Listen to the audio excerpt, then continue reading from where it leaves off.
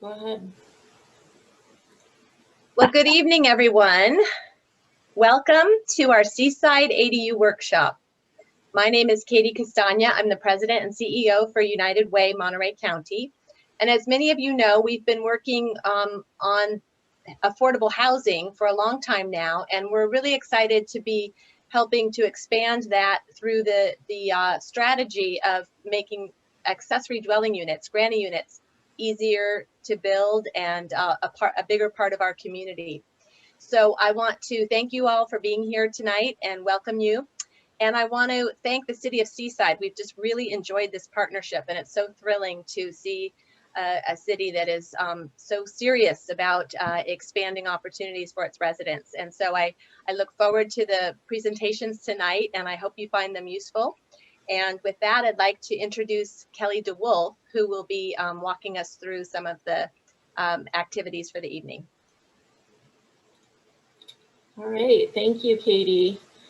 Well, welcome everybody, and I just wanted to take a quick second to introduce our speakers today.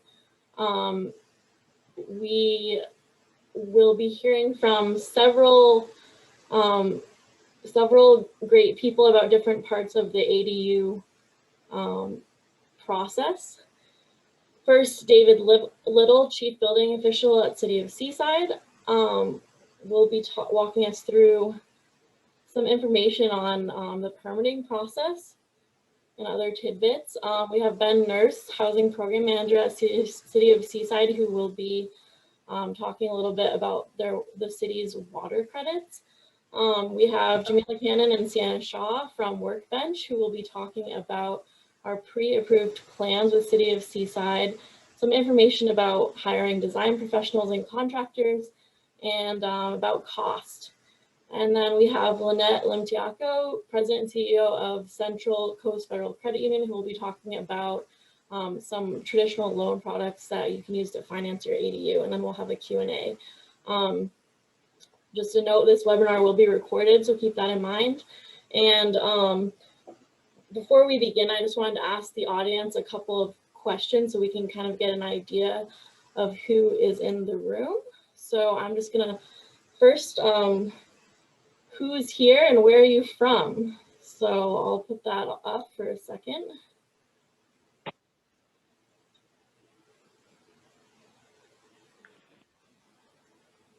All right, 5, 4, 3, 2, 1. All right, we have overwhelmingly Seaside residents, which is great to see, and some Monterey, Salinas, North County, and Carmel residents as well. Welcome, everyone. Hi. And then we have one more question, which is, do you have an ADU project or an ADU, and what's your status on that?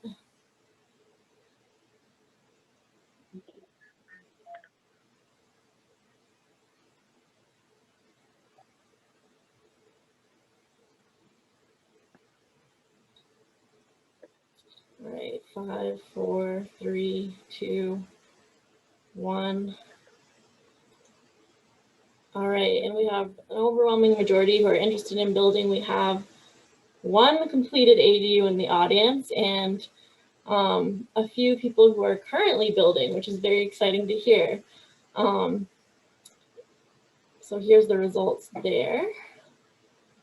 Well, thank you, everyone. And without further ado, I'm going to introduce David Little. So take it away, David. Okay, thank you. I hope everybody can hear me okay. I appreciate the opportunity to be speaking this evening about ADUs. I've been in a code professional for about 20 years now, and so I recall when this was a very unpopular idea, and in fact, many municipalities didn't want additional living units at single-family dwellings. And so it's interesting to me how this has shifted to provide more housing for people. I've been with the city of Seaside for just over 4 years. Prior to that, I worked for the city of Clovis, the building department there in Clovis for just about 16 years. So there's my 20 years as a code professional. Prior to that, I was a general building contractor for about 9 years. And then, of course, prior to that, I worked for my father, who was a general building contractor and an engineering contractor. So building materials, the built environment, the building industry is pretty much all I've known my entire working career. What I hope to do is to just give you a little bit of an understanding about the permit process for ADUs. The first thing that's important to keep in mind is that when someone wants to build an ADU, the building department is an approval process. So what we do is we look at an application, we look at plans that are submitted to build the ADU, and we check them for code compliance. This is can be a little bit of an involved process. What we want to do is we want to make sure that the plans are complete and that they're complete enough that they could be given to a building contractor, and that building contractor would be able to produce that in the built environment and wouldn't have to ask a whole lot of questions except maybe what color of paint and carpet and things like that.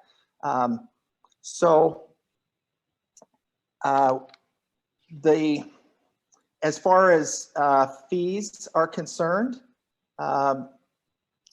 you'll probably be pleased to know that the City of Seaside City Council waived the building permit fees for ADUs. So what we're doing is we're providing the inspection services at no cost.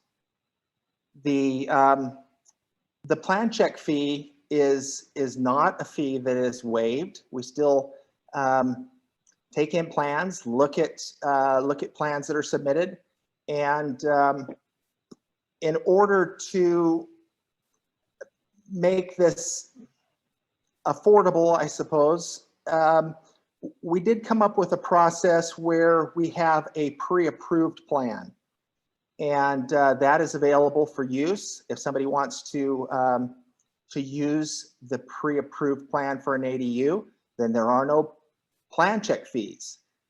I did receive an application for one of our pre-approved plan, and it does have some different what we would call exterior elevations. So even though it is one floor plan, it can take on some different design looks from the exterior. I would show you what that looks like when someone submits that application, but that one actually went pretty quickly. We received it, and I would say within 2 business days it was approved and was ready to permit. So just to give you an idea, when something is submitted to the building department, it looks like this. Oftentimes we'll go ahead and I'll try and see if I can cover up the address, but it's a set of plans. It has an application on it, and this is just a typical submittal that would be submitted to the building department. We take that and we go ahead and look at it. When something comes through and it's an ADU, we give those a priority review, and so you can see the paperwork that we receive is green, and what that does is that alerts us that it's an ADU. And so when we get those, we actually pull those and look at those first. So which is pretty unusual, because typically if somebody wants to expedite a plan, they would generally pay an expedited plan check fee, and what would happen is those plans would then have to be reviewed on over time, so that we're not putting them in front of other people's projects that have been waiting. So this is another perk for submitting a plan for an ADU. Okay, so just to let you know real quickly, the building department is it's a regulatory agency, but it's also an approval agency, which means that if somebody submits something, proposes to build something, and what they submit is code compliant, then we are obligated to approve it. We can't, as far as the building review of it, we can't hold it up for any reason. We have to approve it. We can't say, okay, we don't like it. If it complies with the minimum code requirements, it will get approved. One of the analogies that I'll sometimes use is it's a little bit like going to the DMV. If you take your driver's test and pay the fee and take your picture, they need to go ahead and give you a driver's license. And so it's the same thing when we look at things for code compliance. One thing the building department is not is a consulting firm. So just like you wouldn't call the DMV and ask the person who's processing your license to come to your home and teach you how to drive, the building department doesn't really teach people how to build things. Okay, that's we rely on the building industry, building professionals. This could be design professionals, licensed architects and registered engineers. It can also be licensed contractors. These are the industry professionals that will go ahead and they'll provide information about how to take whatever a person's ideas are and put them on paper, build them on paper, so to speak, so that they can then be built in the or put together in the built environment. Okay, so just to what I wanted to highlight quickly was some of the things that we're running into with ADUs, that maybe some pitfalls that people have a tendency to have some difficulty overcoming. Probably the most common thing that we run into is even though I believe ADUs are for everyone, and we're trying to create additional housing. In other words, property owners, almost every property owner can somehow get an ADU on their property, even if it's simply a garage conversion.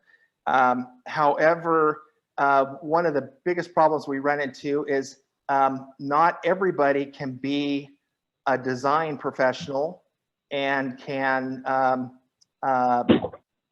knows how to be their own contractor, so to speak, or to perform the work. Not employing industry professionals and can sometimes be a great pitfall for people. And what this does is this can often delay a project because somebody will try to submit a plan that is just not close to being approvable. And so this takes some extra staff time, because oftentimes there will be a lot of correction items, or sometimes it will just simply go back because it doesn't provide enough information, it's incomplete. And so there's a little bit more back and forth. If we do a plan check and there's a great deal of correction items, and those plans are then returned to the applicant and then resubmitted without addressing the correction items, they can go back again. If they come back a second time, we can actually go ahead and charge another plan check fee.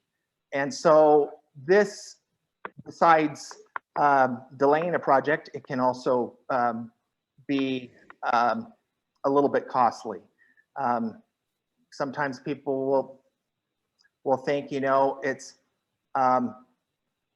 going to cost me less if I don't hire a professional, but sometimes it can cost more to not hire a professional in the beginning, because then you ultimately go through a process and might have to hire that professional later in the process.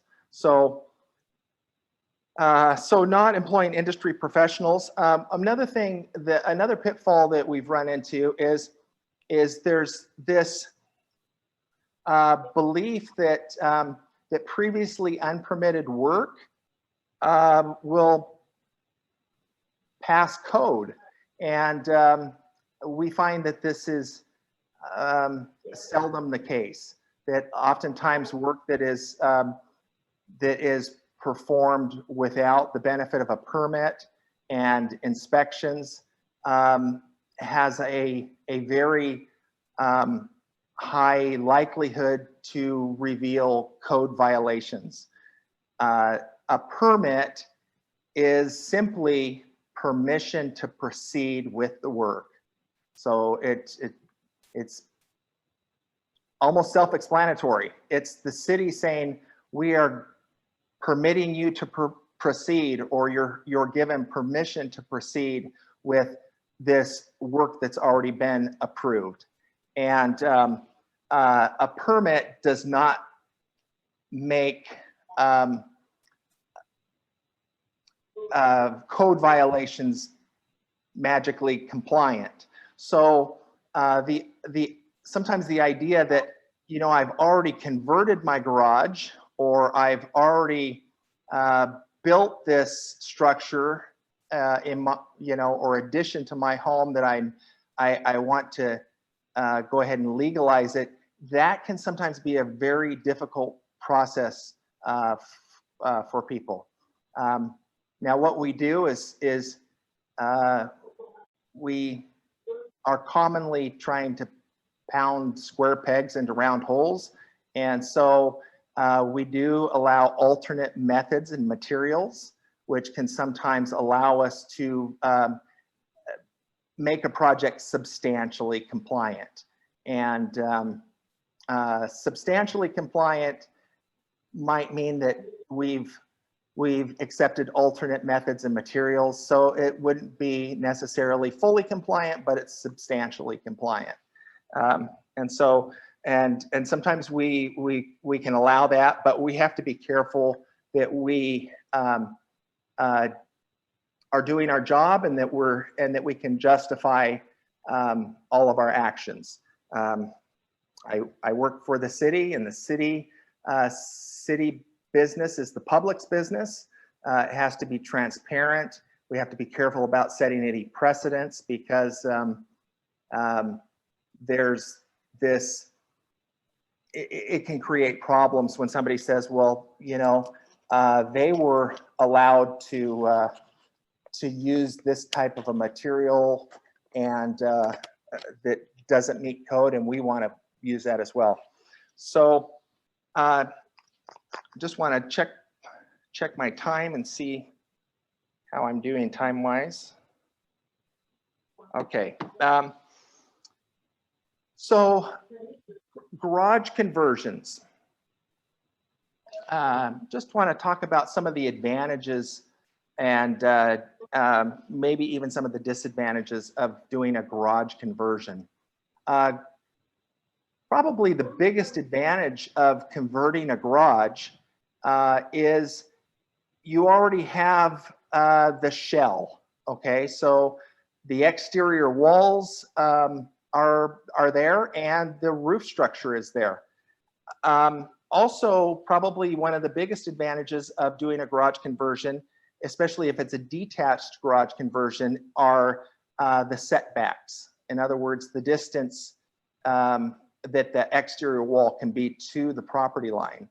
A lot of older structures in Seaside were built much closer to the property lines than what would be allowed today.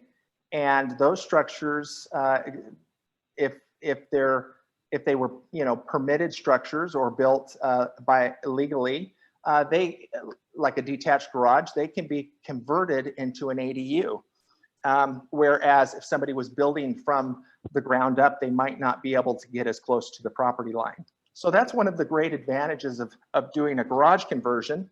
Also, if a garage is converted into an ADU, it doesn't have to have replacement covered parking.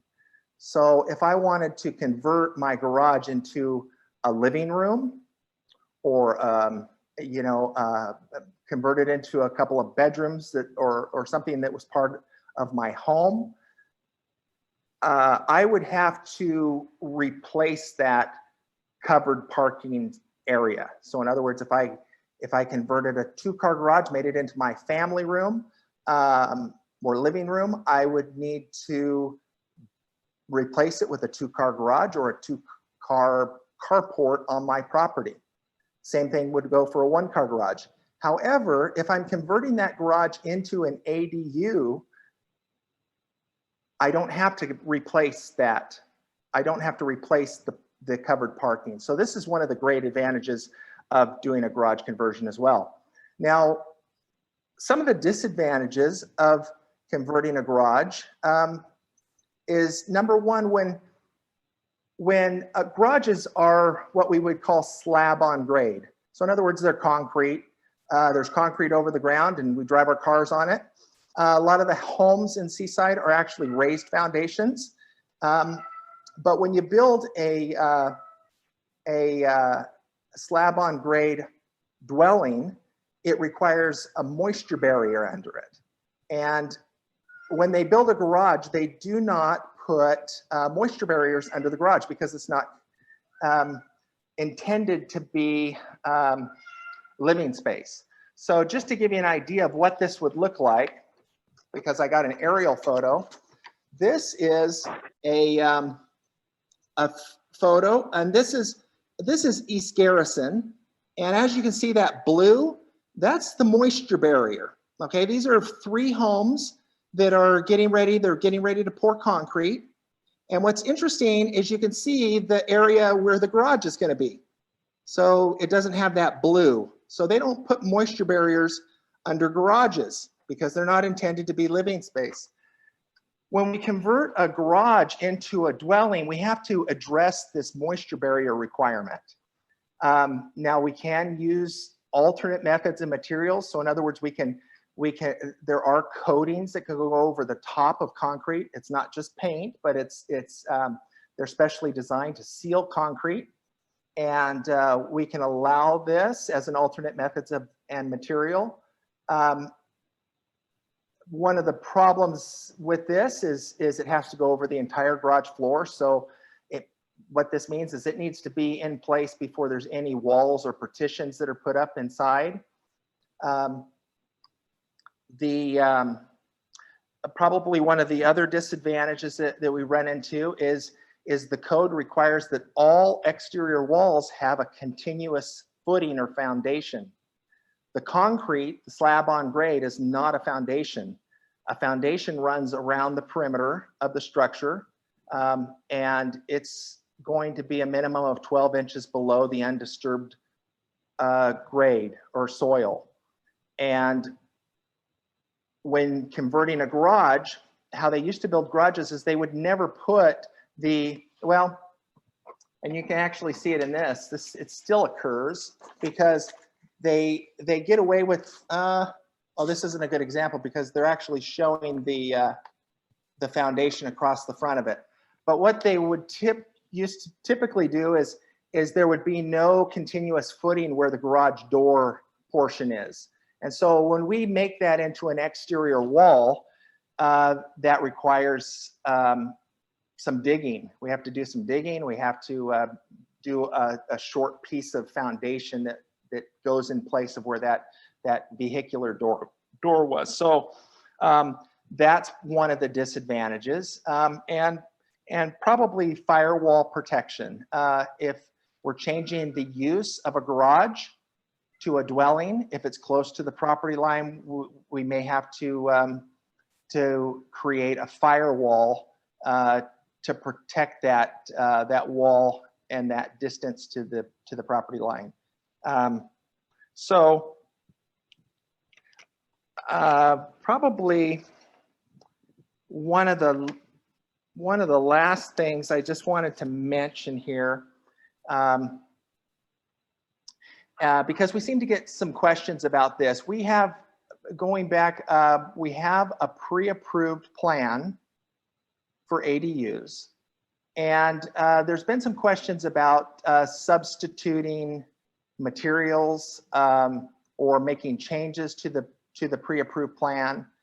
And for the most part, the pre-approved plan is approved as it is. So if there's any changes or real modifications to it, it would require a plan review. And the whole point of this is to be able to build this without having to pay the plan check fee. So some of the things that we could substitute is we could substitute brands. For instance, window brands. If you know, if somebody says, "Hey, I'd prefer to put this window in place," or this manufacturer makes this product, it's the same product. You know, there's nothing that would prohibit somebody from changing window manufacturers.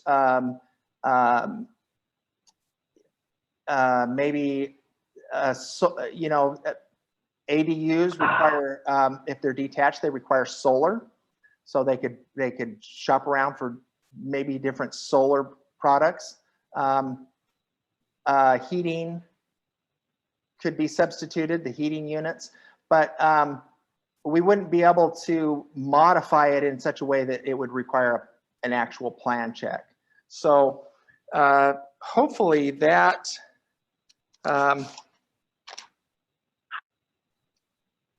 information is helpful, and I'm happy to answer any questions anyone has.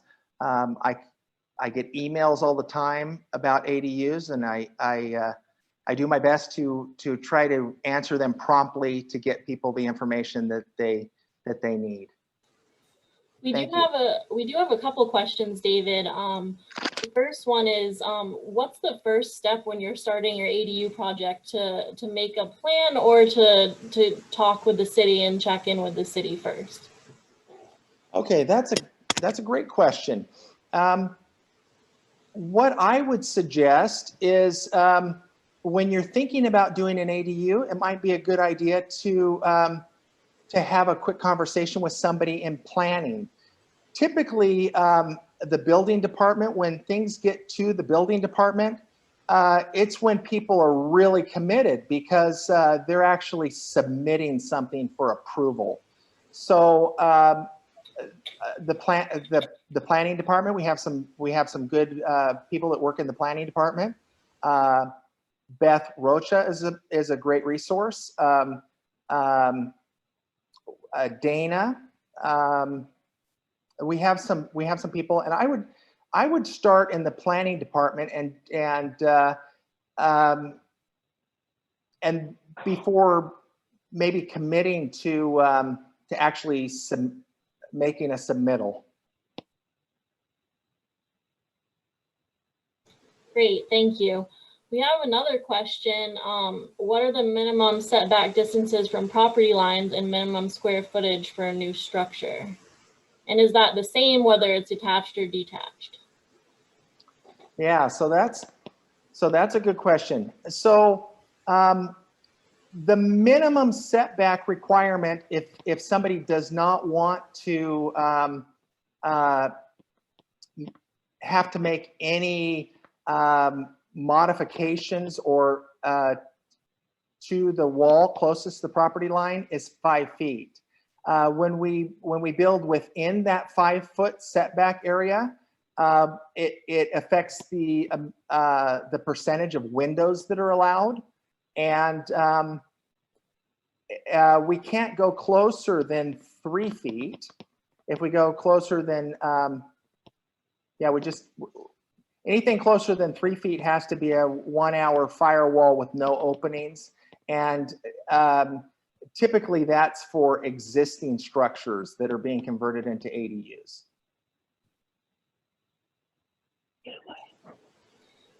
And we have a question about how much is the plan check charge, or what are the charges associated with plan checks?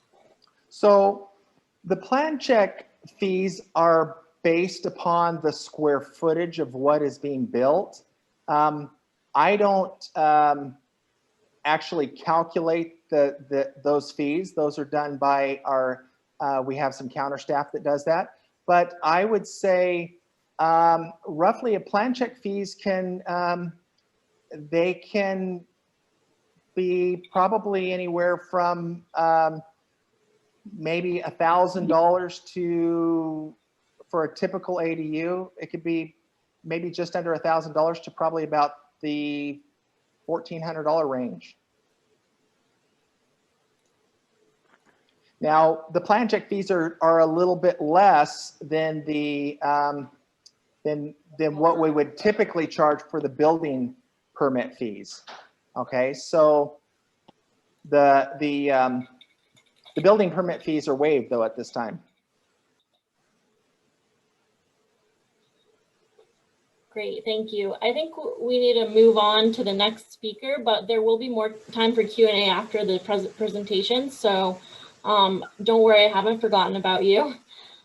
So the other thing I just wanted to mention is just please do use the Q&A feature. I see a lot of you are using it already, which is great. At the bottom, there's a Q&A button. You can submit your questions there and we will answer as many as we can.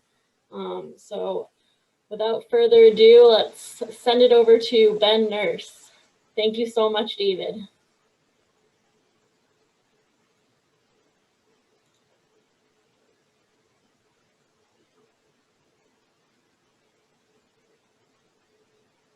I guess I should unmute. Good evening, everyone. Thank you all for being here. You could have been anywhere this evening, so I'm glad you're here with us.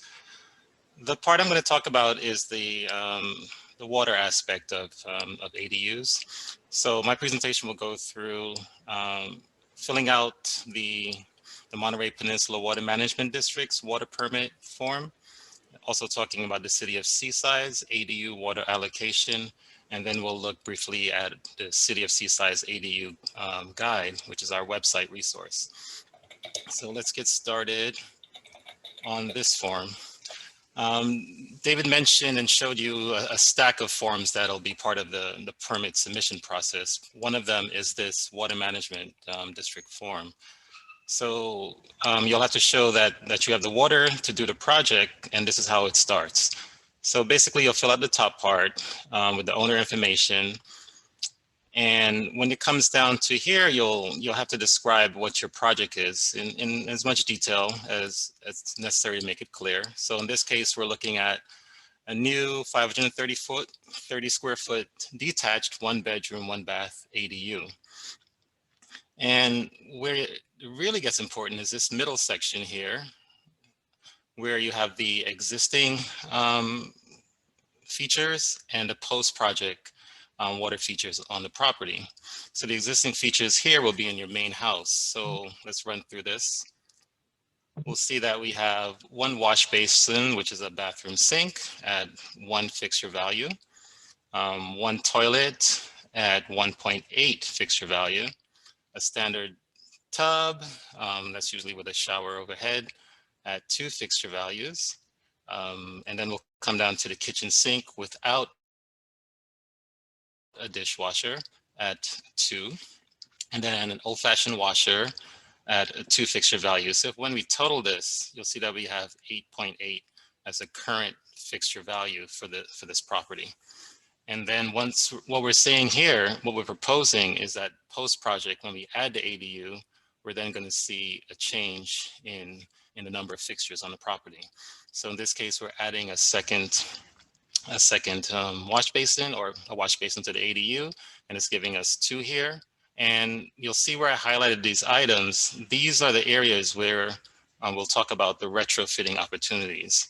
So the retrofitting means that you're going to be changing these original existing features to make them more efficient so that you can free up water to use for the project.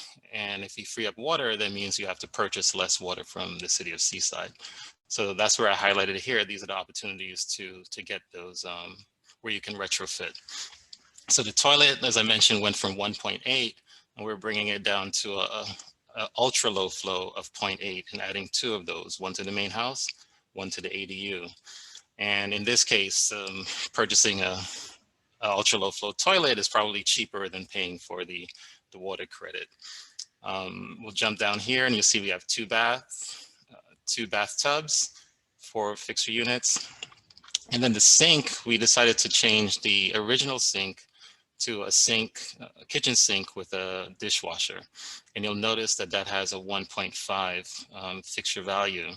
So you actually get a credit for adding the dishwasher, which actually saves water on the dishwashing. So that's a retrofit. And then we come down to the washer and we change that from the original 2 fixture units to a high efficiency, which gives you 1. And you'll probably have to add a water heating system to the ADU. And I always recommend, if you have to add a water heater, you might as well go with a instant hot water, because you'll get a credit for that. And in this case, we're going to change the existing water heater in the house and the ADU to instant hot water, and we're going to get 1 full fixture value credit. So that totals on the bottom down here to 11.6. And the difference between these 2 numbers is the amount of water that you'll need to complete the project.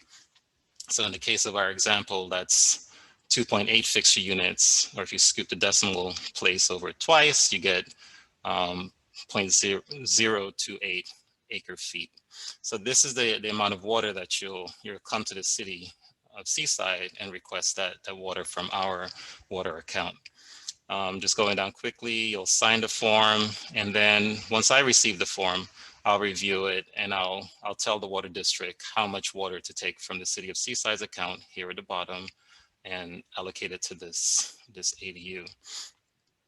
So the next thing you're going to do is take this value that you need again, and you'll move over to fill out the city of Seaside's water allocation application, which looks like this. So again, you'll put the project information, the description of what you're trying to do, owner name, and you'll see that that number that you took from the form shows up right here. So that same number that came from the water permit form goes directly to the city of Seaside's form. And so this is the amount of water you're requesting from the city. Fill out the same information on top, ownership information, and then you're going to come down and sign the form. And at this point, it's a good point to say, let's stop here and we'll talk a little about the water allocation policy, what that means.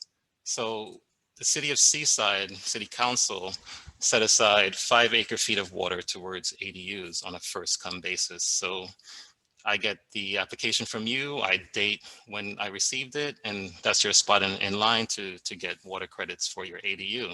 There are 2 ways to get it. Owners can choose to restrict the ADU to be rented only to low-income renters for a period of 45 years, and there's no cost for the water allocation. If it's unrestricted, then the charge is $2,500 per fixture unit. And we'll go through an example of what that looks like in a second.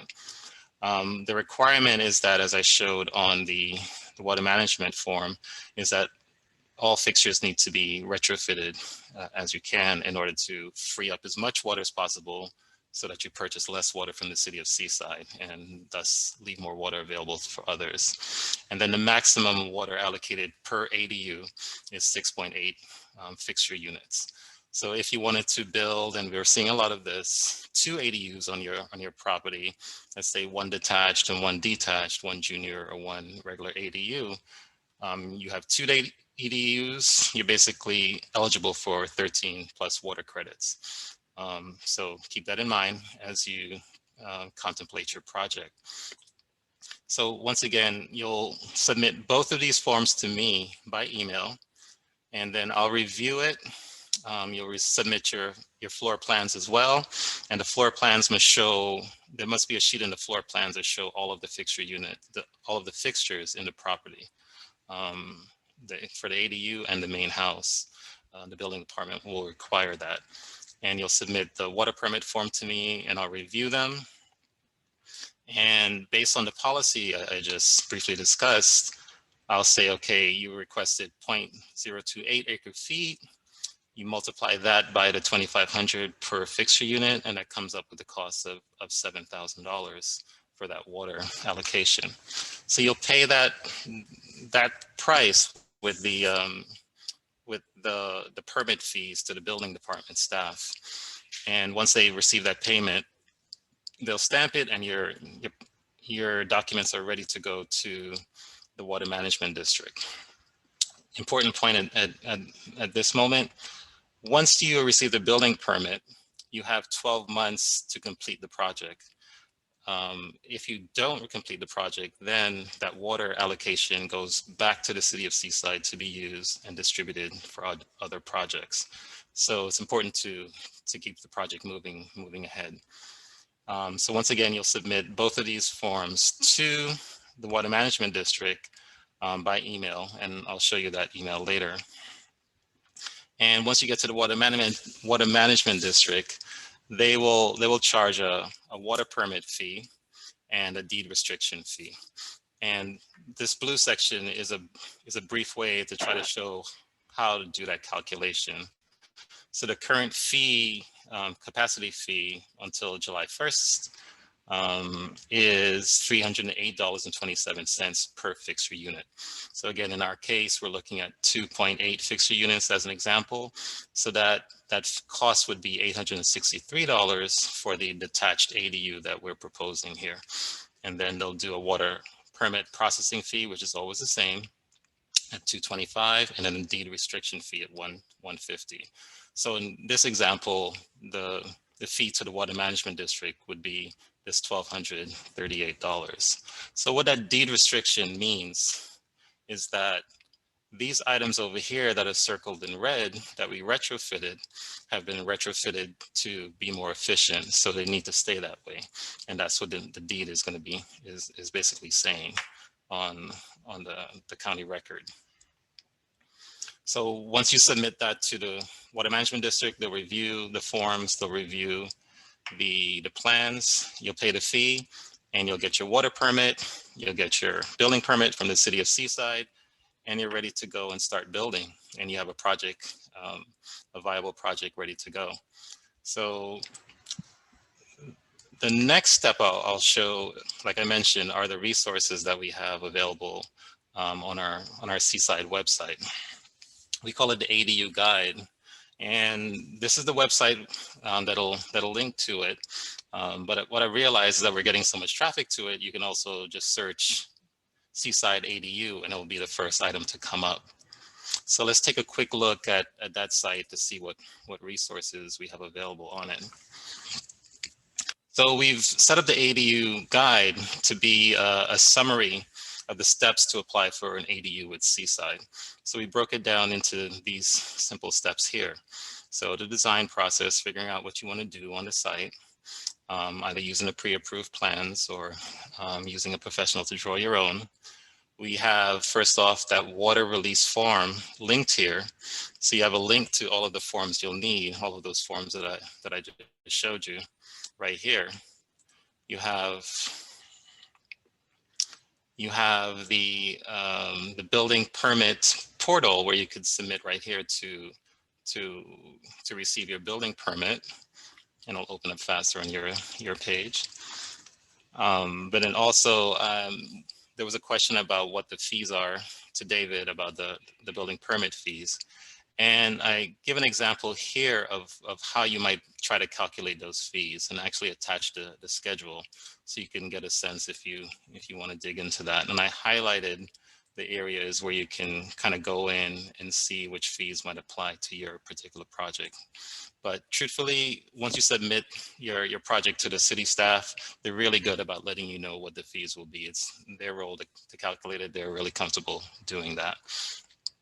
So again, all of the forms you'll need are right here. So the next one again is the City of Seaside's water allocation, and it links right to it. You fill it out, download it, and send that to me, and we'll get it moving forward for you. And then when you're ready to submit it to the Water Management District, their permit process guidelines are here, as well as their electric submissions. So this links to an email address that you can send the information to the Water Management District. So that's conserve@mpwmd.net. So all of that information is available for you here, and as well, you have the building professional staff and myself that you can contact anytime with questions. And then the last thing I want to show you on this site, kind of like a segue to our next presenters, is that we have available the pre-approved plans. So this is a sample of the pre-approved plans. This is 8 of the 24 pages. So it shows the elevations, the floor plans, so you can get a sense of what the different design elements are of it. If you want to actually use the plans on your property, then you'll complete our liability waiver and email that to me, basically requesting the full set of plans, and I'll email them to you to submit for your permit. It's really that simple. And the last thing we have available here is also a blank site plan that you can use with submitting the ADU pre-approved plans.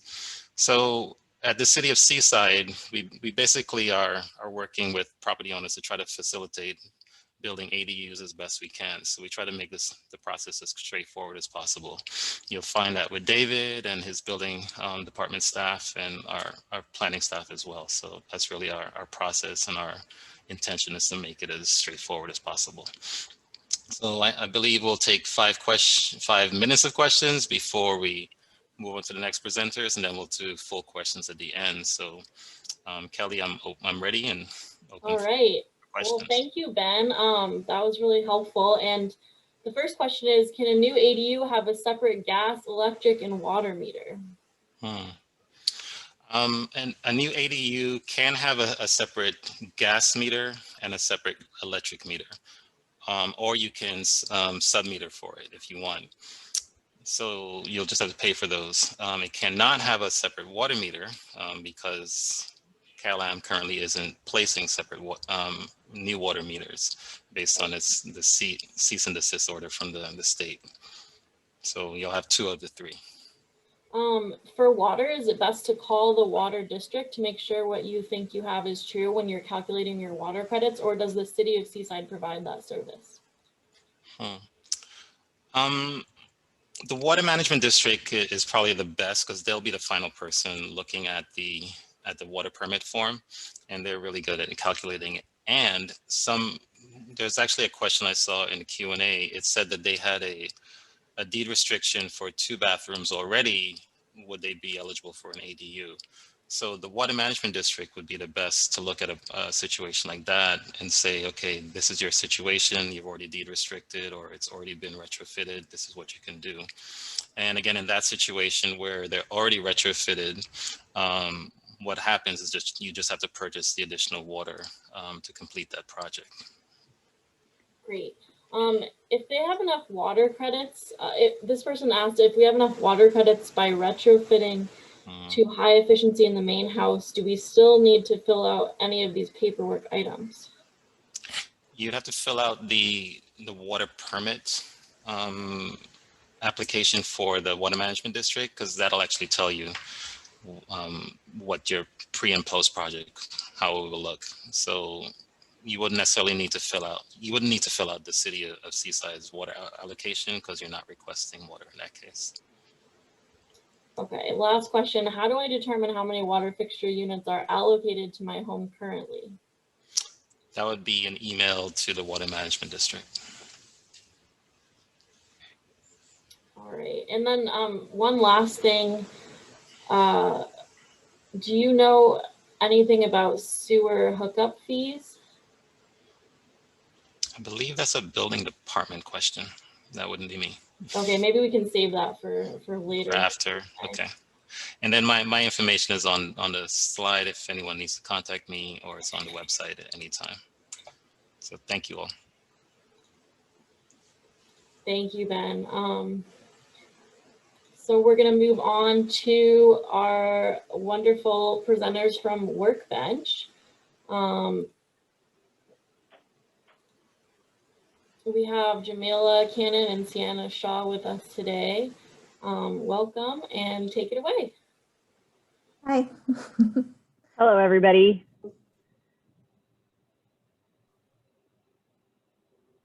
So yeah, Jamila's going to run the presentation. I'm Sienna, and just wanted to say we're going to pick up basically where Ben gave us a segue into the pre-approved plans. We worked with the City of Seaside to create this set of plans that's now available, and we're going to walk you through how to use them. Basically, I hope it sounds or it appears as simple as Ben says it is as I go through these. Where we've worked very hard to make it simple, but yeah, we'll see as we walk you through it. There's just a few steps, but yeah. So when are you gonna? Can you guys see my screen? No. Not yet. Let me try again. It was up, but how about now? Yes. Okay, great. I'm going to be monitoring, while Sienna's presenting, I'm going to be monitoring the Q&A, and I'll try to type in as many answers as I can while she's presenting, and then we'll swap, and then we have 5 minutes for Q&A afterwards as well. Perfect. So this is, Jamila and I are both going to talk about these things, but the drawing set, which is the pre-approved plans, and then about process of hiring architects and contractors, and then brief bit on costs. This image that you're looking at is a rendering of one of the designs. It's a rendering of the shed option. And yeah, let's go on to the next slide. Nope. We already introduced ourselves. We did introduce ourselves, sorry. But that's Jamila and I. That's a picture of us almost a year ago today, measuring the Seaside renovation project. So that was like February 5th, I think, 2020. Anyway. It's like a lifetime ago. I know. In the year of 2020. That was all when we had no idea that COVID was coming. Oh. Okay. I think you already went through this one too, Sienna, so I'm going to skip ahead. Okay, great.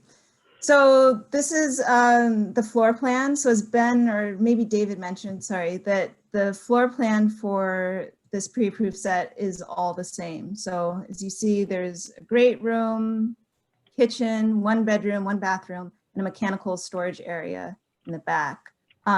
We've been able to provide different options through other ways, but the floor plan remains the same in all of the versions. And yeah, you can go on. Yeah, please. So this is the sheet that Ben just showed you on the site. This is called a cover sheet. This has a lot of information on it, and it has a few places where residents, if you use this plan set, will be required to add information. So there's some project information that needs to be added. Addresses, square footage, lot. There's a vicinity map you'll need to provide. And then this project checklist is going to go through the different options that you want to select. And just quickly, these design options are, there's the top one is a gable option, there's a shed version, and a salt box option. And they provide just slightly different amounts of space in via loft areas and window packages, but all based on that same floor plan. Next slide. We should mention really quickly too that Seaside's made it really easy. These are all a fillable PDF form, so you're actually able to just go in and fill all this out on the PDF online, which is awesome.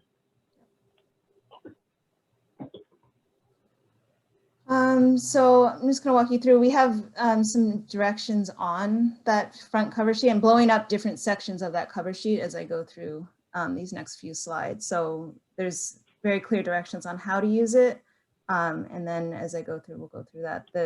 I spoke about most of these, but project information, the vicinity map, choosing your design options, and we'll go into creating a site plan, and then what interior fixtures and finishes, and then signing your conditions of use, and then the submittal process. Okay, next slide.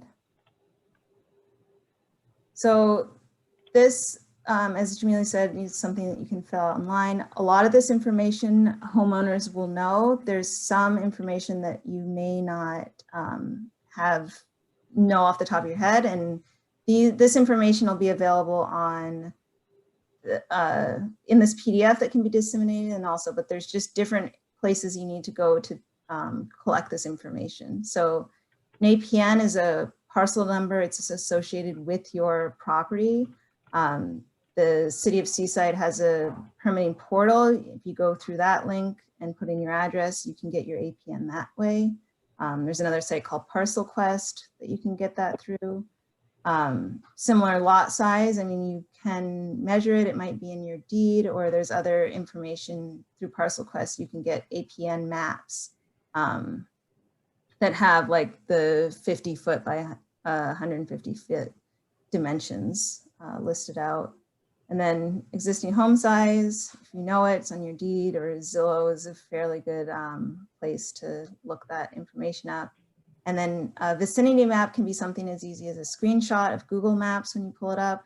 Also, if you go through the City of Seaside permitting portal, they provide the one that I showed you on the cover is one I pulled from that site. Okay. Oops.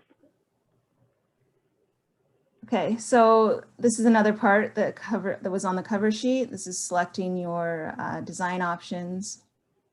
So you need to know when you submit for your permit if you're going to use, the gable roof, the shed roof, or the salt box option. Where you're going to locate your door, there's two options. You can use both of these. The front door is shown on all three of these options, and then there's another option to put a door where the one window is, on that side where Jamila's pointing. You also need to tell the building department what type of finish materials you're using on the exterior. So stucco, horizontal lap siding, or vertical siding. You need to tell them, select what type of roof you're gonna put on the ADU. And then what we're gonna go into next is a site plan. You have to just check off that you've created a site plan for where you're placing this ADU on your existing property. I'm not sure. I think I'm just going to show you a little bit more about the options. This is showing, where that alternate door option is within the floor plan. And as David Little mentioned, this plan is pre-approved as it is. If you're wanting to do modifications to this plan, that it will no longer be considered pre-approved, right? If you're moving walls around, or window locations, or that sort of thing, that would put it into needing to be a full review, and other fees would be associated with that if you make structural design changes. So creating a site plan is another thing that needs to be completed. There's clear checklist directions at the bottom of this that are telling you what you need to do where. There's some more information that you will need to collect. Zoning designation, which helps you to figure out where your setbacks are. There was a question in the chat about setbacks and what they are. It's basically, maybe Jamila, if you go on to the next slide, because I think I have an example of a site plan. So setbacks are telling you how far a building can be built from your property line. Okay, and that is based off of your zoning designation. Most cases in these residential zones, I think there's 5-foot setbacks on the side, and we have like a 10-foot setback in the rear, 15 feet.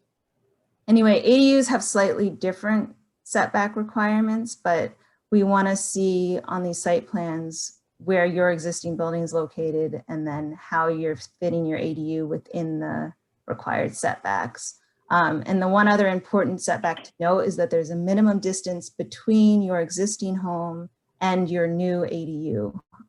That's 6 feet minimum.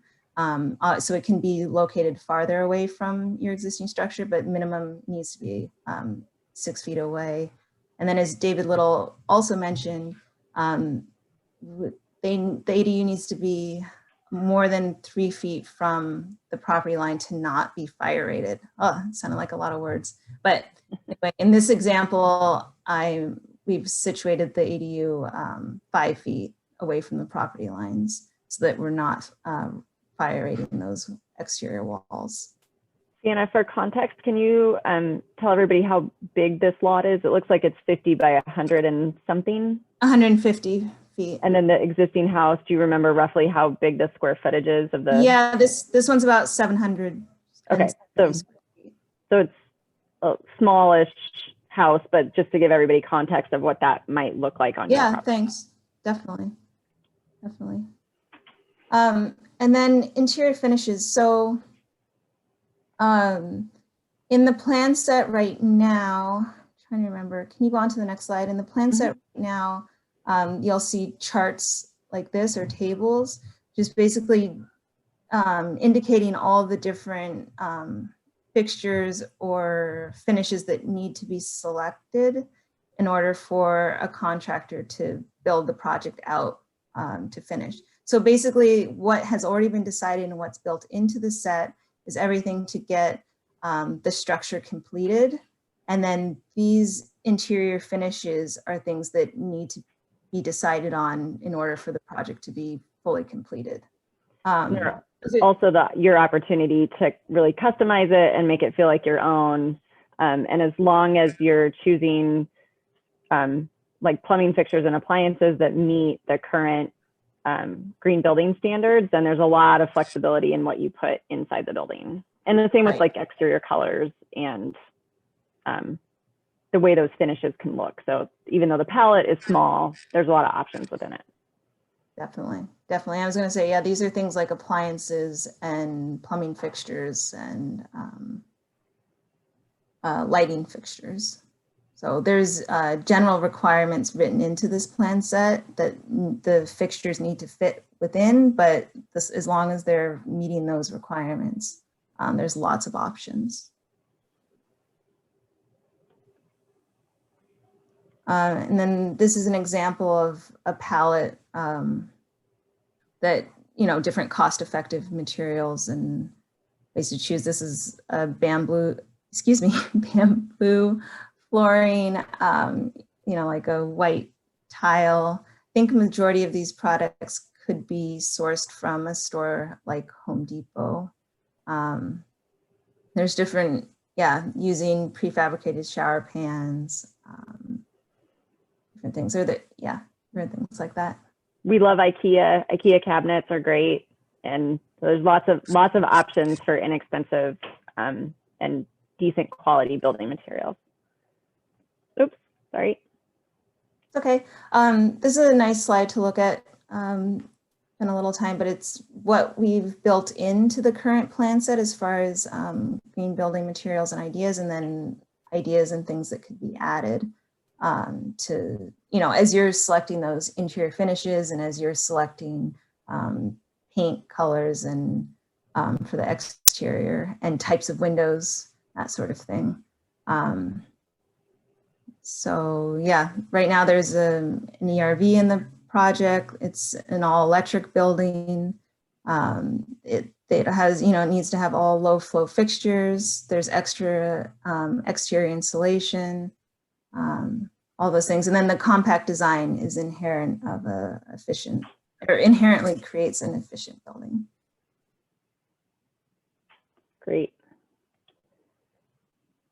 And then Ben mentioned this because in order to get the full set of plans, you need to sign the liability waiver. But I just wanted to also touch on the fact that on that cover sheet that there's a conditions of use that needs to be signed on the cover sheet in addition to the liability waiver. And then Ben also mentioned this, but just wanted to make sure that everyone understands about you know, the important steps that the water permit application process is an important part of building an ADU in Seaside.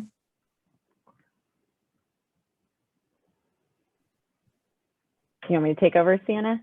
Yes. Okay. So David Little touched on this a bit, but when to hire an architect versus when to try to do the work yourself. So architects or designers can be really helpful in preparing all of that site planning information like Sienna was walking through. So if you feel confident in your do-it-yourself skills, by all means, you should take on that site planning. We try to make it as efficient and painless as possible. It still is a little bit complicated, and so that would be a place where an architect could help you. The difference between an architect and a designer can design most residential buildings that are 1 or 2 stories and wood framed. An architect is licensed by the state and has to go through schooling and a bunch of testing so they can design larger, more complicated buildings. For something like this, a designer is perfectly acceptable. And then a design build company does both design and building within the same company. And oftentimes they can also sign these kinds of drawings or submit them on your behalf. We get this question a lot on how to choose a contractor. This is a big choice. It's not an inexpensive investment. So making sure that you have the right team is really important. So we often say to try to find referrals. So anybody that you know who's done a project like this, you can get referrals from them. Word of mouth is often very valuable. Online reviews, what are people saying online? There's lots of conversation about ADUs and contractors on Nextdoor. Yelp, Houzz, Google, Thumbtack, all of those are also helpful.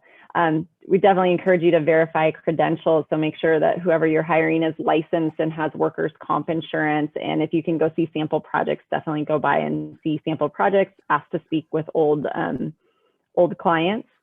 Have your design ready and have a really clear scope of work. So if you're using the pre-approved designs, that's going to be really helpful. And if you did your homework and went through and selected all of your finishes and your appliances and things like that, that's going to make the contractor's job much easier, and it's going to create less change later and less kind of gray area about the cost and the scope of the work. Talk about how they will communicate with you. Establishing trust and clear communication expectations is the key to a good experience. So make sure that you're on the same page, that you guys can talk to each other, and that you like each other. You're going to be hanging out together for the next like 6 to 8 months, 12 if you're unlucky. So make sure that you like each other. Select up to 3 contractors to bid your project. We always encourage people to get a couple bids. Your earbud's gonna die. Let me put this one in. Otherwise nobody will be able to hear me. There's a link in here on how to choose a contractor from This Old House. So feel free to utilize that. This is an example of how to compare bids. So most contractors won't give you a bid on the same form. They'll each have their own template. So this is like a simple Excel sheet. This is for just an electrical scope on a really large project, but you can basically type in all the things that show up in one person's bid, and then make sure that each person that you're bidding, that's giving you a bid, has everything included. And so that when you get to the bottom line, you've made sure that everything is included on both of their projects or both of their scopes. Understand allowances. Allowances are something that the contractor has just plugged in like a budget line item for, but it could go up or it could go down. And then understand what a hard bid is versus a cost plus, or lump sum versus cost plus. So lump sum is a contractor comes and says, I'm going to build this for $300,000 for you, and that's going to be the price, and there's not going to be a lot of changes. The second version, cost plus, is just, it's going to be the cost of the work plus a fee on top of that. Usually that's a little bit more transparent, and a little, and can save you money. It also can just lead to a lot more haggling. So just good to know the differences between the two. I recognize that this is a lot of information, and these slides will go out to everybody. And I'm happy to stick around at the end and talk about this more too. So this is a sample cost range for the pre-approved ADU plans. This is where we're seeing construction numbers come back right now. We do our own construction as well. So most of the stuff that we're pricing is somewhere in this range these days. This is just building costs. So normally on a project, you'll also have soft costs, which are permit fees, other design fees. So your architect, your electrical engineer, your structural engineer, that kind of thing. So you'll have anywhere from 10 to 30% of this square footage cost on top of that. So your total, oh, that number looks like I didn't update it. These numbers are updated. So this a total rough order of magnitude for a traditional non-pre-approved ADU would be somewhere between 200 and 320 grand for the building costs, another 30 to 95 for soft costs. So that puts you down here in this like $230 to $415,000 range. This, what Seaside has done with this pre-approved plans is that all this whole section doesn't cost you, well, I should say you have to pay the water fee. I made a mistake here. So it's not no cost. It's very, very low cost relative to this, right? So you're going to be getting this ADU for a much lower ticket price than without this pre-approved plan. So builders range a lot in price and quality. Our pricing tends to be somewhere in the middle. And then there's lots of people that can do it for less, and there's lots of people that tend to be more expensive. So like I said, definitely shop around for a contractor and make sure it's a good fit for you. Total project timeline. This is kind of our rough guesstimate at what it would take to do this with the city of Seaside. So 4 to 8 weeks to select your contractor, figure out your financing, 4 to 6 weeks to do your cover sheet, your site plan, and your finish selections, calculate your water needs, apply for the building permits, 2 to 4 weeks. Ben, I'm pretty sure that I got this on your website, so that the building permit turnaround time is pretty low for these pre-approved ones, or pretty quick. No new water services needed. You can start building. So about 6 to 8 months to build a project like this, as long as you're not building in the rainy season. If new water service is required, they're going to have to submit those documents like Ben was talking about, and I'd add some time for that. So total project timeline, really roughly somewhere between 9 and 14 months. Traditional delivery method is anywhere from like 16 to 30 months. So not only is this pre-approved plan saving lots of money, but it's also saving lots of time. Avoiding common pitfalls. Figure out your financing first, make sure that you know how you're going to fund this project, and that you have a reasonable budget in place. Lynette is going to talk up after us about financing. Establish trust with your team early on. It's a partnership. You're going to be working together for a while. Make sure you like each other and trust each other. Make as many of your decisions on those materials and the finishes that you want as early as possible in the project. Once you make those decisions, stick to them, because every time you change the project, it costs money. So really trying to stick to those early on is the key to having a successful and on budget project. Set a realistic timeline and budget. We all like to tell ourselves things are going to cost less and take less time, and that's just unfortunately never the case. So if you're honest with yourself up front, you will be pleased, and your expectations will be met. Stressing and obsessing over all the details. This is a fun project and a fun process, even though it's a little stressful. So encourage everyone to have fun along the way. And I think that's it. I do want to say that we have more renderings on our website of the 3 different styles. And something that hasn't been highlighted yet is that two of the styles have a loft in them that, and so if you go to our website, you can see those. We tried to be clear about how big that loft space was and what that looked like from the interior of the ADUs. So that's available at workbenchbuilt.com. And that's it. Thank you so much, both of you. We have a few questions.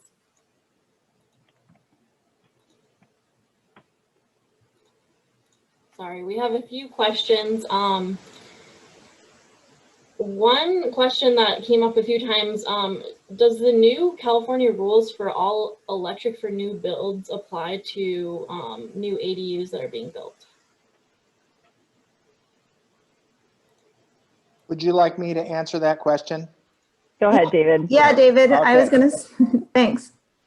Okay, so all electric is what I think you're talking about specifically is no natural gas to be used. So some municipalities in the state of California have implemented this requirement, starting with the city of Berkeley. This is not an official a statewide requirement at this point.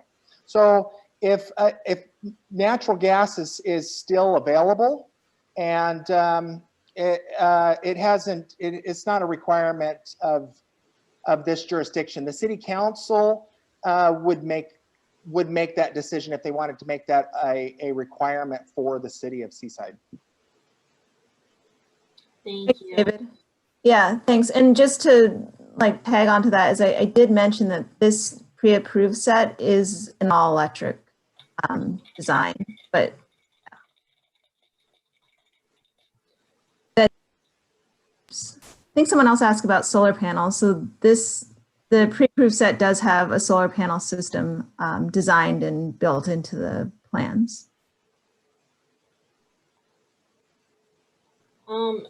Another question was about the doors. Is it possible to choose both doors or to put in both doors rather than choose one with the pre-approved plans?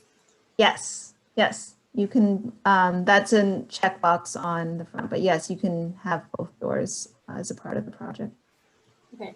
And what advice would you give someone if the pre-approved plans don't fit their property for some reason? Good question. So there's, if it just really doesn't fit. It's great. The city of Seaside is actually working on another pre-approved set. I don't know. I hope it's not was going to be a big release sometime then, but they are working on another set that's a prefabricated pre-approved set. And we're working towards trying to find that to be a different proportion so that hopefully between the two options, the site-built one and the prefabricated unit, people should be able to accommodate it. But if it really can't, then I think they would need to hire a professional to design one specifically for their site. Does Workbench have in-house builders or do they contract out for their builders?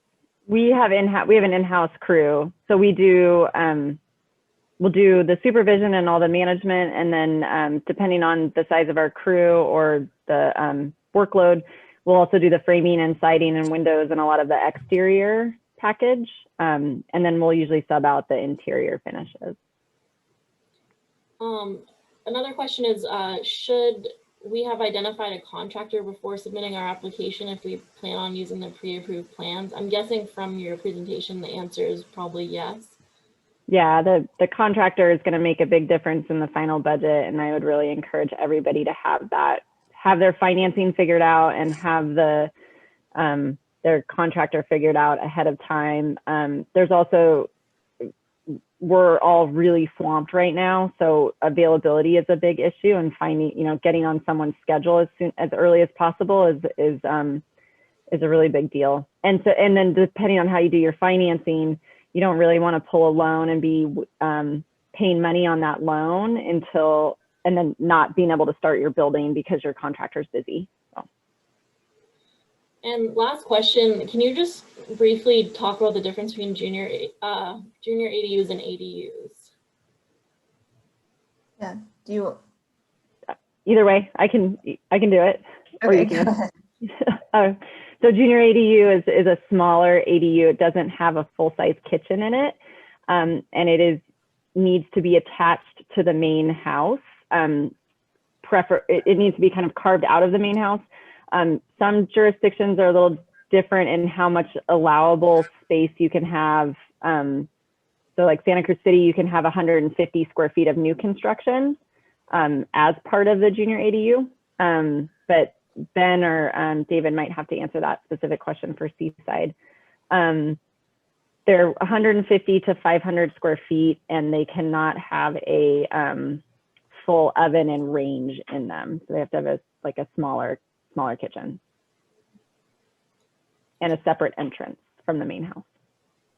Thank you. Mm-hmm. All right, well, I'm going to move over to our final presenter, Lynette. I'm going to share my screen to share Lynette's presentation.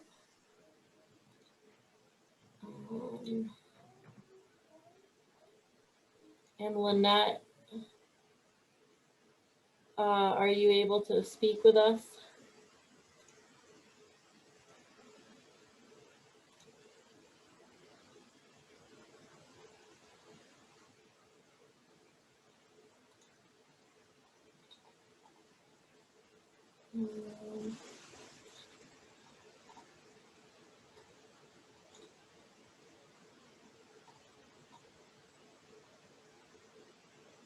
See, I did have her on here. Just give me 1 second.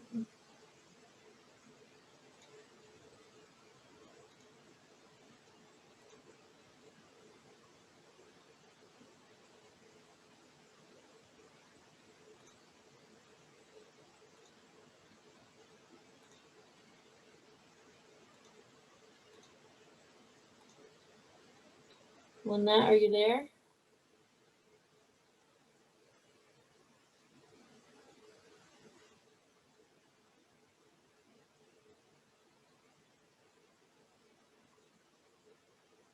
Hello, can you hear me now? Yes, I can. Oh, okay. I'll start over. Good evening, everyone. My name is Lynette Limchiako. I'm from Central Coast Federal Credit Union. And what I wanted to bring to everyone's attention is probably one of the easiest ways if you need financing from an ADU, and that's with a home equity line of credit, or what we call a HELOC. Basically what it is, it's an open-end adjustable rate line of credit that's based on your value of your home. Kelly, if you can go to the second slide.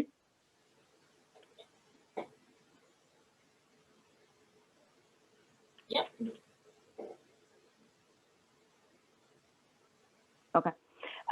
So basically, a home equity line of credit, as far as a financial institution, we do not need to know the reason why you need a home equity. It's basically equity on your home that you can use in any fashion. If you want to use it in building an ADU or a room addition to your home, or tuition or anything like that, basically what it's based on is the value of your home. So an example would be if your home is valued at $600,000 and you currently have a mortgage on it for $200,000, you actually have available equity of about $280,000. So with that $280,000, you can actually have a home equity line of credit that we can book, and you can advance the funds at any time. There is also the option too, if you do have rental property, we call that an investment line of credit. So if you do have a rental property that you currently have renters in there, and you do want to build an ADU in back of that, you can actually also get a investment line of credit, and that's actually based also on the value, but it's at a lower percentage, that's 70%. So basically, if the value of that investment property is at $600,000 and you have a current mortgage at $200,000, you have $220,000 as far as a line of credit that you can use to build that ADU if you choose to. The rates are based basically on prime, And there is additional margin where we base it on maybe 50 basis point or 0.50 above that. Currently, right now, we're in a low rate environment, so the rates are low. They get it reviewed and adjusted quarterly. They don't change quarterly, but that's when they're established. But currently, right now, our particular rate is starting at 3.75. And again, it's also based on FICO scores, your credit report. And the credit report is only establishing the rate and the term. It doesn't tell you whether or not you're going to be denied or anything. The real value in a credit report is looking at each line item and getting to know the borrower at that point. So basically, sometimes we have people come in that they don't even want to apply because they think their score is low, but the score doesn't tell the character of the person. So I do encourage people, it's not going to hurt just to, if you're looking at that, utilize the equity in your home and come in and apply for a home equity line of credit. We are a local credit union, so and we're community-based, so all our credit decisions are made locally. You're assigned to a loan officer, and that loan officer will actually go through the application process, anything they need from you, the value of your home, all the way to the decisioning. So you're not sent to different avenues or different branches. It can be done either in-house in the branch or everything online, but all the decisions are made locally. If you can get to the next slide, Kelly. Yep. So basically, the way a home equity works is there's a 10-year draw period. So if I have a home equity line of credit and I get approved for $280,000, I have 10 years to draw down on it. So once it actually is put on the books, you actually are not charged any interest or principal until you actually draw on it.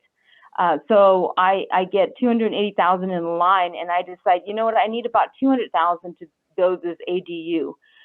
You don't have to advance the entire $200,000. You may say, you know what, right now all I need is $10,000 for the initial that I need to pay them. You can advance the 10.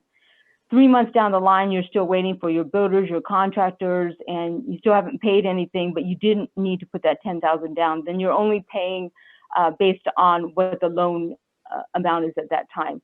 6 months down the line, you need $50,000 more in order for them to maybe start the beginning building and everything like that. Then you can advance another $50,000. So basically, the line of credit is open to you, and you can advance it at any time for any amount, just as long as you don't exceed the amount of the loan. It is based on a 20-year repayment period. So you do have low monthly payments because of the amount and the time that you have to pay it off. There is no prepayment penalty. So if you have this 20-year loan and you decide you can pay it off in 10 years, you can do that, and there's no pre-penalty fee on doing that. Once you do pay off an existing balance on a home equity, the loan is not closed. It actually is still open. So you may decide, okay, you know, I paid off my ADU in 10 years. 2 years down the line, you may need something else. You may need, you know, I want to pay for my kids' college tuition. You can advance another $50,000. So advancement happens as long as you still have an available line open on that home equity. But once every time you pay it off, the line doesn't close because you do have a 10-year draw period during that time. We have, there's no balloon payments on it, and there's no annual fees. Initially for us, not necessarily other financial institutions would do this, but once you do get a home equity line of credit, we do request a $10,000 draw at that time to start off your home equity. But again, you could pay that off as soon as you want. If you draw $10,000 and say a month down the line, you say, I don't need it, you can actually just pay it off during that time. And then the monthly payments, again, are interest and principal. And at any time, you can make additional principal payments on the line of credit if you want to pay that off as earlier as possible. Most applications close in 30 days or less. There is no minimum or maximum line amount. It's actually based, again, on the value of your home. So again, if you have on your owner-occupied residence right now, it's based on 80% of your loan to value. And then if you do have a rental and you want to get a line of credit on that, that is based on 70% of the line of your loan to value. Again, like I said, on the access to the funds, there's so many different ways. We do give you checks. You can write a check from your home equity, mobile banking. You can advance it that way. Online banking, you can also advance that as well. So it gives you more access to the line of credit at your convenience, especially if you're in the process of any type of building, because you don't have to pay everything at once. Things go in stages. So it's great that you can have access to that without coming back to the financial institution and then requesting funds at this point in time or this. Everything is actually at your discretion on that. And there is a tax deduction because of the mortgage interest. You will receive a 1098 as far as the interest that you paid on your home equity. And you can use that for tax purposes, but again, always seek advice from your tax advisor. Another option besides a home equity line of credit can be if you refinance your mortgage right now. So if you do have a current mortgage on your loan, on your home, and again, the example is if it's valued at $600,000 and currently right now your balance is only $200,000, you can actually refinance that home again. And say this time you want to come back and say, okay, your total borrowing is 80% of that 600,000, so that would be about 480. So basically, you would just pay off your mortgage on the first. That would just give you a new loan for 480,000, and then what it is they will disperse the cash to you at that 280. Currently, right now we're such in a low rate environment, and right now people are really financing left and right. Mortgages right now can be as low as less than 3%. Currently right now on the first mortgages, you can have terms that are as low as 10 years to as high as 30. And again, the rates are based on the term as well and your FICO score. But if some people decide that they want to refinance because they actually just want to make one payment on a particular loan, and if you do disperse the money of once you refinance and put it into the savings, again, you still have access at any time to take out the funds and pay on your scheduling of building of your ADU. The other option, and it is pretty limited out there. I did a little bit of research. Is we did have a couple of people ask us about construction loans. Not too many financial institutions do that around here. We used to do it a while ago, had very little, but there are loans out there. Those can be a little more tedious because the way the construction loan works is every phase of this building, you would have to go back and request it from your financial institution, show the plans, let them know this is the amount of money you need to draw out on a construction loan. It is out there. Locally, when we were kind of doing research, we noticed that Santa Cruz County Bank does offer them, and it's very not too many around here, but it can be a little more tedious and not as easy access to your money as would a home equity line of credit, or if you decide to refinance your mortgage on your first. For us, for our credit union, we only do home equity lines of credit or mortgages in California. We do have locally, our community is great around here, Monterey County, Santa Cruz, San Benito. There are other credit unions as well that offer HELOC products, Monterey Credit Union, Bay Federal, All US, Santa Cruz Community. So it is not only Monterey County, but looking into the Santa Cruz and San Benito counties. And then also to check with the local banks, community banks, and like Bank of America or Chase to see what HELOC products they do have. We can basically close one in 30 days, less than 30 days. And again, you can either visit our branches or we can do everything basically online as well. Great, thank you so much, Lynette. I'm just gonna see what questions we have here.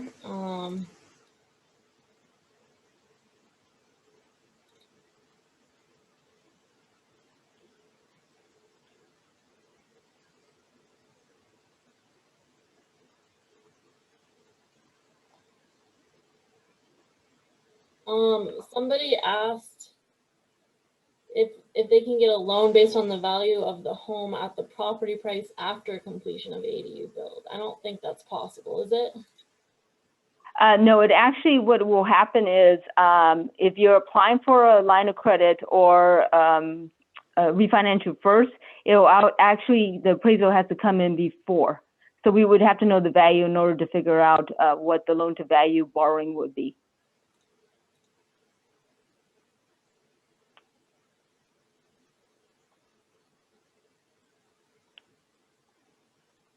Okay, I think that's the only question related to financing. So I'm just gonna open it up. Thank you so much, Lynette. I'm just gonna open it up to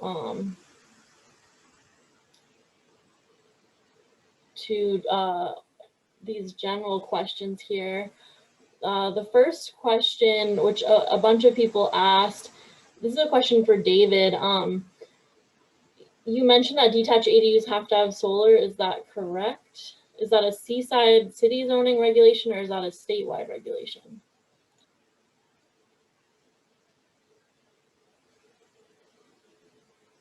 I'm sorry, I didn't hear the question. Oh, that's okay. A few people asked, did they hear correctly that solar is required for a detached ADU, and is that a Seaside regulation or a statewide regulation? Okay, yeah, that is a statewide regulation. All new dwellings are required to have solar. The size of the solar depends upon the square footage. Typically, detached ADU is going to have a very small system. These are 2 kilowatts or less typically. The state did waive sprinkler requirements for someone building a detached ADU on the property of where the primary dwelling is not sprinklered, which is really a big deal because all new dwellings that are built in the state of California are required to have fire sprinklers. So this was a special provision for ADUs. However, the state of California did not waive the solar requirements for ADUs. And this would apply to detached ADUs. We wouldn't require solar on an attached ADU. Okay, thank you. Can you also give some information about parking requirements for an ADU? Somebody did ask specifically about a property where the property is less than a quarter mile from public transit, but can you also just talk generally about parking requirements for ADUs? Yeah, so this is really a planning department question. Okay. I believe planning will allow, as long as somebody has on-site parking, it doesn't need to be covered parking. So I think they have to provide at least, now I don't want to give out incorrect information. I would strongly recommend talking to a city planner, but I believe. Yeah. David? Yeah. Sorry, this is Sienna. As far as I recall, the ADUs in the city of Seaside are not required to provide parking on the site for a new ADU that's constructed. And as you were starting to say. Yeah, so what I've seen is something from planning where they wanted you to be able to park 2 cars on a driveway or something like that. I think they can be stacked. I think they can be side by side, but I don't know. I can't answer the parking requirements, so. Okay. I can say that there is not a requirement to replace covered parking if something is being converted to an ADU. Okay. Thank you. Somebody asked about reusing, and I'm not sure who the right person to ask about this, but is water reuse, like a gray or black water system with filtration, allowed for ADUs?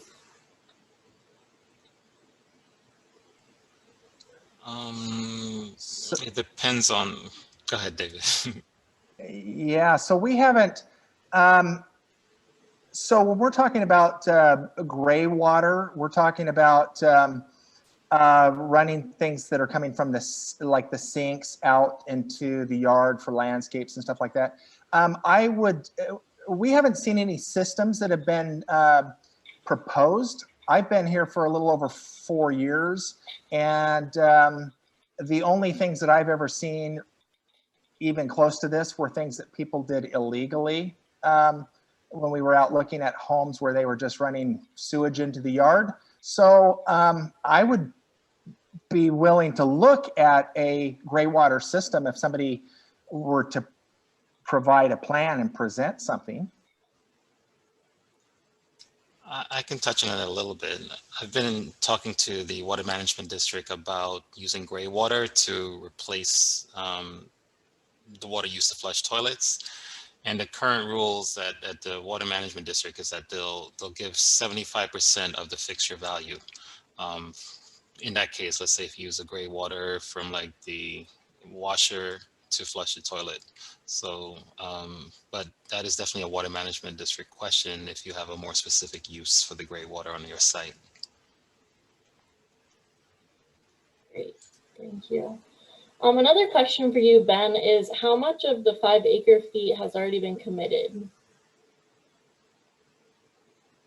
Well, in the example that I showed, which was 0.28 fixture units, most of what I'm seeing right now, the projects are coming in at, they're needing 3 and 4 units, so not very much.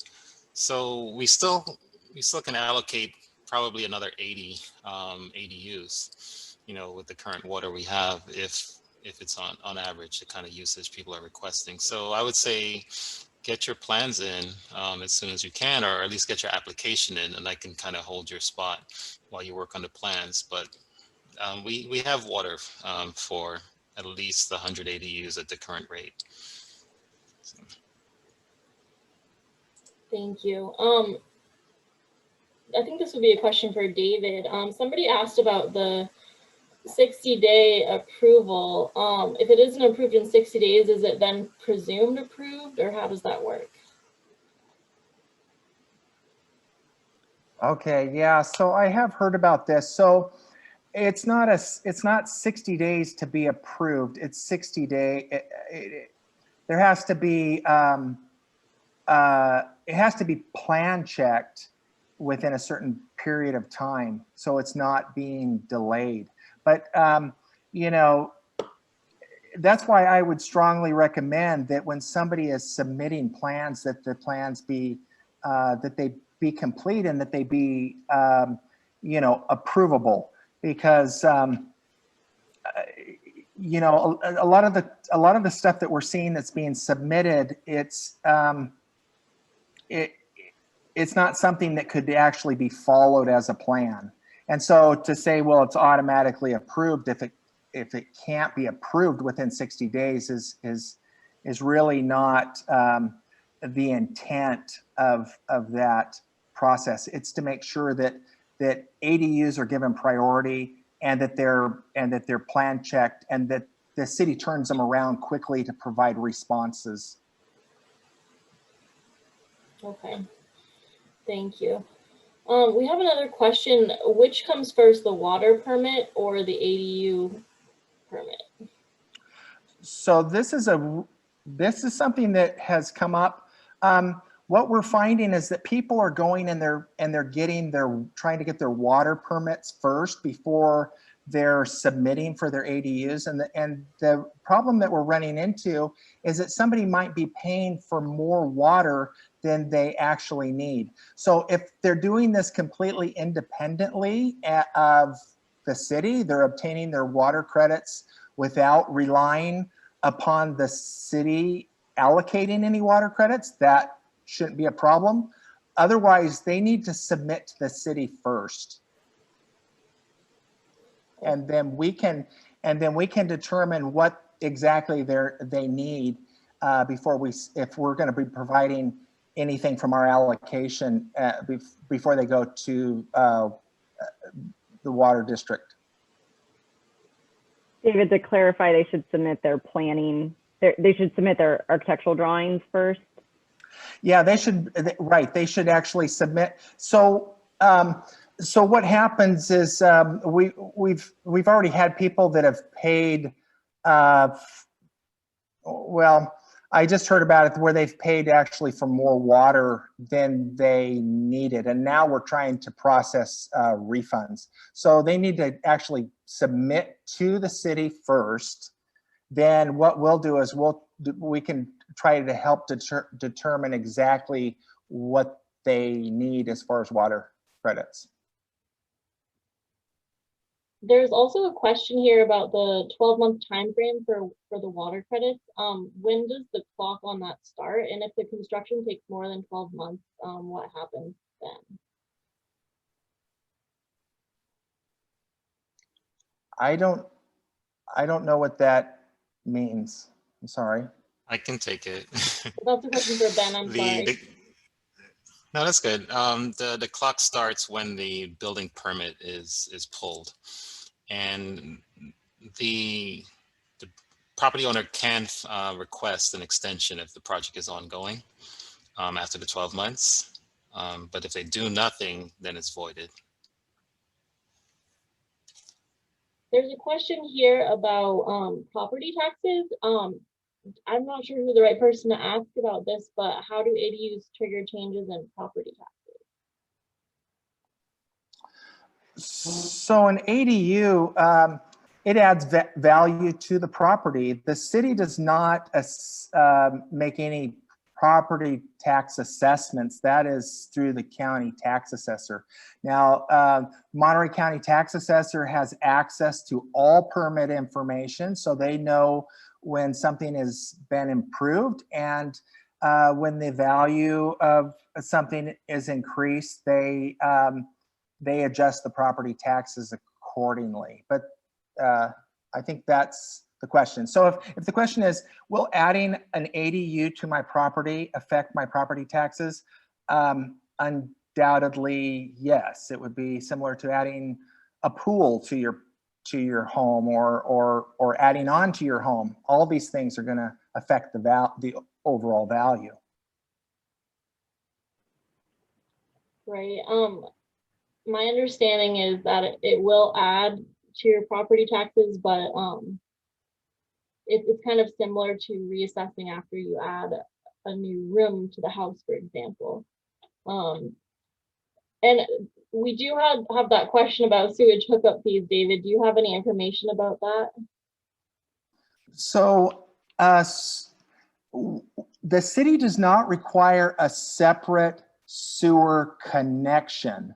So when somebody is running a sewer line from a detached ADU, we only require that the connection occur in such a way that it doesn't run underneath the existing dwelling. So in other words, it can be repaired or replaced without affecting the existing dwelling. So typically what happens is the sewer lateral will run around the primary dwelling if the connection's in the front of the property, and it'll tie in to the on-site sewer lateral, and it'll make that connection before it leaves the private property. Now, as far as an additional fee that might be charged, there could be a usage fee if they say, well, you're using, putting more, you're impacting the sewer that's coming from the site. I think, is that the question, is will it affect like the monthly or bi-monthly sewer fee? It can. Yeah, sure. the question was just about more details on sewer fees. So yeah, but we don't require, so sewer lateral connections occur, the actual connection occurs typically in the street. We wouldn't require that to be the case with an ADU. It's gonna tie into the existing sewer lateral. Do prefabricated detached units require solar as well?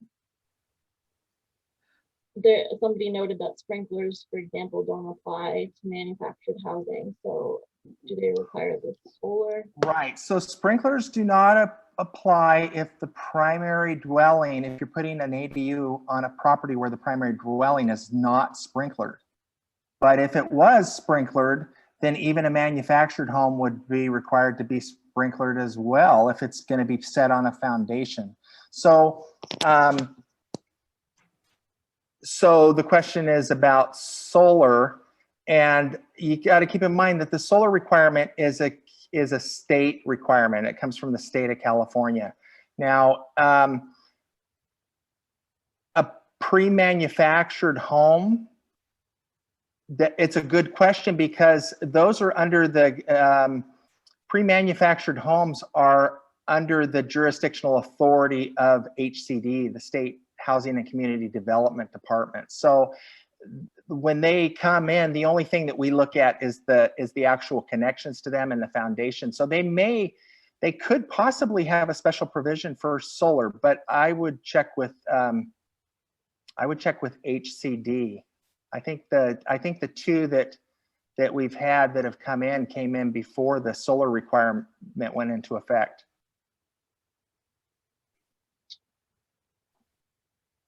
Okay, so there's one more question here. Contractor rates are really high on the peninsula. Does anyone on the panel, I guess, have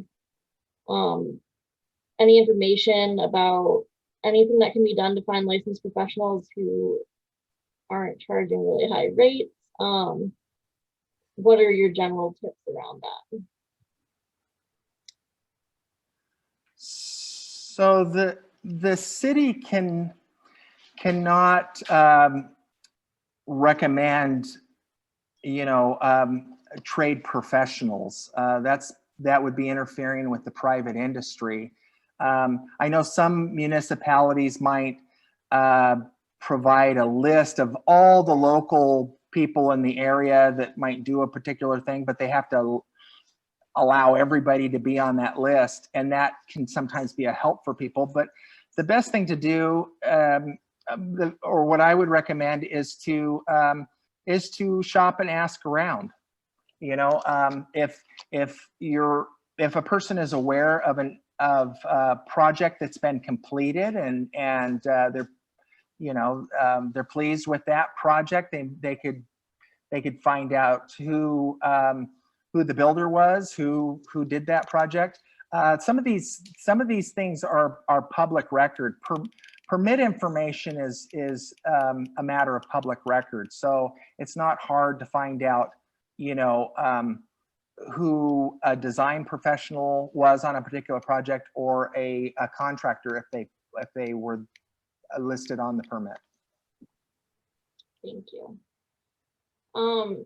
We also have a question about local companies doing prefabricated units, and I will tell you that I can answer that question. Yes, we do have local companies that are providing prefabricated ADU units, and we actually have a list of those local companies on the United Way website. So if you go to our website at www.unitedwaymcca.org, you can find a list of ADU resources, including a list of local organizations that provide prefab ADUs that can provide, and some can provide design and site services as well. One of our partners does prefabricated units for very low cost in partnership with the Soledad prison. So there are very low cost options for prefabricated units available. So I just wanted to let you know about that. And I think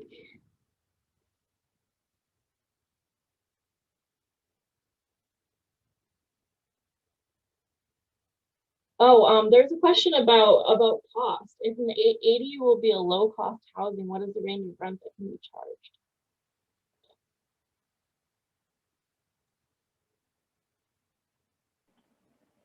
I can speak generally to that if Ben wants me to. I'm not sure. Okay.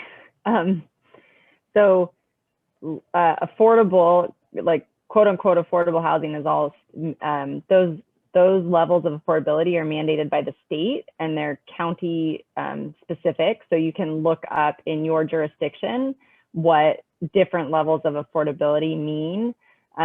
Different jurisdictions will allow you to rent the unit as affordable and get a voucher for the delta between what the renter actually pays and what the state says is the rent that the state will then pitch in and afford to pay. It's a little bit complicated. I would suggest that you reach out to the housing manager at the city of Seaside. I'm guessing that they would love to see these ADUs be used for lower income individuals.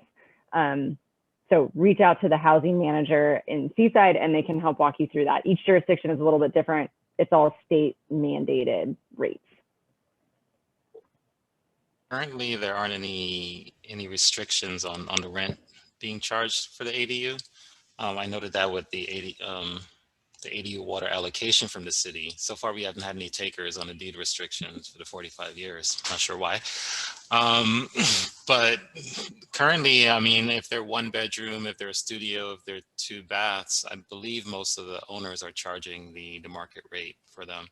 There are a few property owners who are building them, intending them to be low-cost housing, just to make that gesture. So it's basically mostly being charged at market rate. There was another question about whether it needed to be long-term rental, and yes, the state requires that a ADU be greater than 30 days rental. So we can't do any Airbnbs or short-term rentals in an ADU. Okay, I apologize. I think I answered one of those questions incorrectly, but thank you for clarifying that. So we are pretty much out of time, and I just wanted to thank all of our presenters for providing all that great information, and also thank you to all of our attendees for your patience. I know that it would have been great to have people be able to ask questions out loud, but we just had so many attendees, which was great, that I wanted to make sure that everyone got a chance to ask questions. So I really appreciate that. And I just wanted to also put my email in the chat. I'm happy to answer any other questions or refer you to someone who can answer your question. And I will send out an email with more information and the link to the Seaside website, as well as the slides from these presentations, and the recording of this presentation will be available on our website. Thank you so much, everyone. And also for the attendees, there is a short survey. If you would be willing to take that after you leave, that would be fantastic. Yeah, again, thank you everyone, and have a great weekend. Hi, everyone. Thanks, everybody. Bye. Thank you. Thank you, everyone. Good night. Good night, team. Good night. Great job, guys. Good night, Ben. Right. Good job, Thanks. everyone. Really good job. Bye. Oh.